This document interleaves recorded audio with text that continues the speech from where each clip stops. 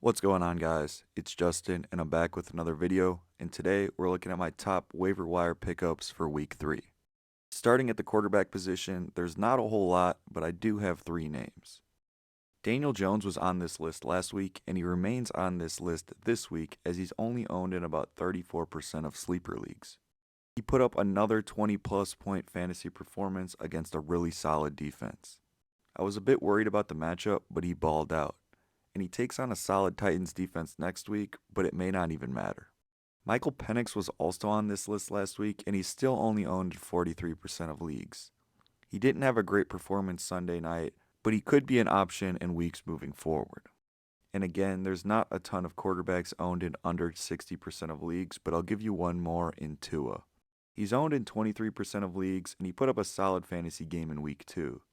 He gets the Bills on Thursday night, who just shut down Justin Fields, but the Bills should be able to put up points, and the Dolphins should have to pass to catch up. Like quarterbacks, the running back waiver wire is pretty thin again, but there is one name that should be added in all leagues. Bashal Tutin is the top guy on this list, and he's owned in 45% of leagues.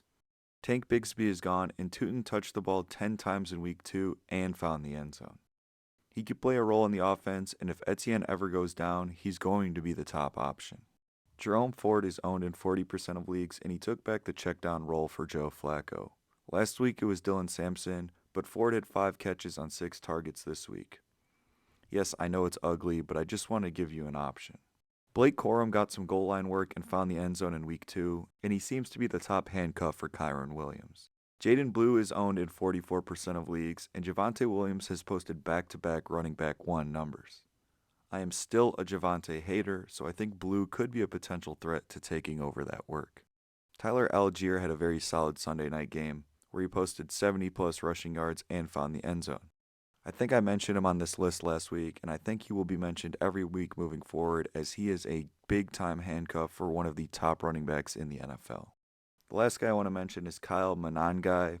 He's owned in only 12% of leagues and got some touches in week 2, and he seems to be the main handcuff for DeAndre Swift. I told you to pick up Wan'Dale Robinson last week, and he put up a wide receiver 1 performance in week 2. He's still only owned in 27% of leagues and is a PPR demon. Go grab this guy while you still have the chance. Troy Franklin seemed to be one of Bo Nix's top passing options in week 2, grabbing 8 catches on 9 targets for 100 yards and a touchdown.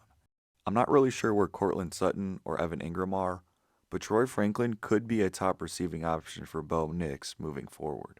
De'Ami Brown got 7 targets, hauling in 5 catches for 57 yards and a touchdown. I don't know whose fault it is, whether that's Trevor Lawrence, Brian Thomas, or Travis Hunter, but the Jaguars' passing offense does not look great right now. If Travis Hunter is playing less offense and more defense, then De'Ami Brown could be a solid number 2 option for T-Law. Alec Iomanor was a popular pick last week, and he produced this week with 4 catches, 56 yards, and a touchdown. It was an insane throw from Cam Ward, but I only see this going up for Iomanor. Romeo Doubs and Dontavian Wicks are owned in 23% and 3% of leagues respectively, and with Jaden Reed breaking his collarbone, these guys could see more playing time in the future. Cedric Tillman was on this list last week, and he caught a touchdown for the 2nd straight week, although it was very fluky. He's owned in 46% of leagues and could be a solid fantasy option as part of a pass-heavy Browns team. Hunter Renfrow turned back the clock and saw 9 targets, catching 7 of them for 48 yards and 2 touchdowns. I don't know if Bryce Young will be throwing the ball 50 times a game, but this could be an option to look at. Similarly, when Jalen Coker is activated off IR, he should play the slot role for the Panthers, and he's someone to keep an eye on. Someone else to pay attention to is Tyquan Thornton. His average depth of target is off the charts, and he is the top deep threat for the Chiefs. Mahomes has shown he's comfortable throwing to him over the first 2 weeks of the season, and he missed him big time once on Sunday, but then later connected with him for a 49-yard score. The last guy I want to mention is Christian Kirk. He's missed the first 2 weeks with a hamstring injury, but he could be back in week 3. Moving on to the tight ends, I told you guys to pick up Zach Ertz last week, and he put up a great game in week 2. He seems to be the safety option for Jaden Daniels, especially after Austin Eckler tore his Achilles. He should be a very serviceable tight end for the rest of the season. Juwan Johnson was on this list last week too, and he's still only owned in 51% of leagues even after his great week 1. Well, guess what? He put up another good performance in week 2 and seems to be a top option for Spencer Rattler. Jatavian Sanders caught 7 balls on 9 targets for 54 yards. And again, Bryce Young probably won't be throwing the ball 50 times a game, but he does look like he's the top option at tight end for the Panthers. And a few more tight end options for you in deeper leagues. Chig Okonkwo got 6 targets in week 2. Theo Johnson had 5 targets.